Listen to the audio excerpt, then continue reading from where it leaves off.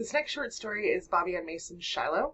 The story was published in the 80s, and it is about a couple going through a shift in their marriage. Leroy and Norma Jean are the husband and wife that this story centers on. And Leroy has come home after a long time out on the road as a long-haul trucker, and they're grappling with being around each other for the longest time in 20 years, and they're finally having to face a number of issues that they've been able to sort of put off and not bring up for a long time.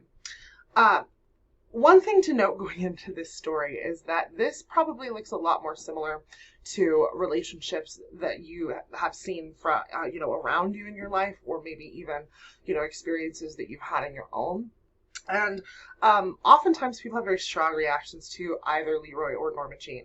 Either people hate Leroy and think that Norma Jean is inspirational, or they hate Norma Jean and think that Leroy is just a sweet, mistreated man. And while as a personal reader, your personal opinion on this story, those things are absolutely valid. You want to make sure that as you're going into the story, you're able to separate that from your critical perspective. Because in reality, these are both really deeply flawed people.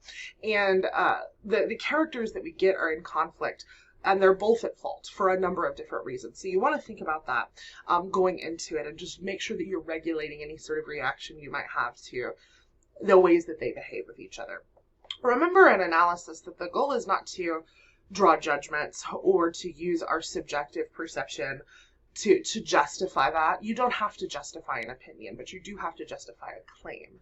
So practice your critical distance and take a step back and look at these conflicts and different issues as objectively as possible.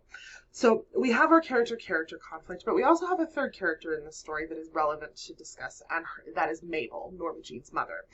You want to think about Mabel's influence on these various conflicts and how she might play a role in instigating or flaming some of those conflicts. You also want to, again, as with all stories about love and relationships, think about the stages of plot we're given.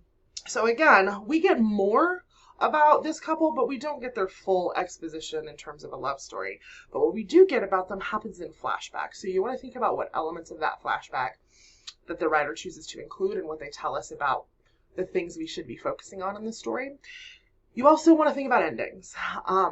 This story, at the end of this story, I'm not going to spoil it, but there is a suggestion of what Norma Jean wants to do, but she immediately backtracks, and we don't actually know if that's what she does.